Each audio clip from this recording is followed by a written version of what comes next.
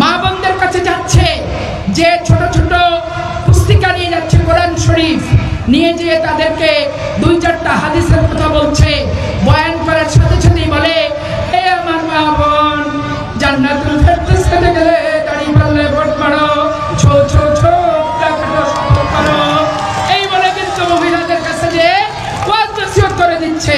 আর আমার ভালা ভোলা মা বোনেরা একবার ডাইনে তাকায়, বামে তাকায়, কেউ কেউ কোরআন ছুঁইছে, কেউ কেউ ভয়ে ভয়ে করছে, বাড়িতে আমার স্বামী আসলো রে, বাপ আসলো রে বলে পিছন থেকে দে দৌড়।